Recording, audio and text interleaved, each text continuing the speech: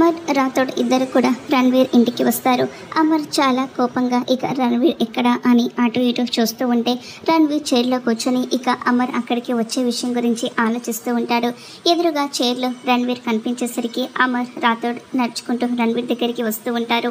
మనోహరి ఇక చాటుగా ఉండి ఇక అమర్, రణ్వీర్ ఏం మాట్లాడుకుంటారా విందామని చూస్తూ ఉంటుంది.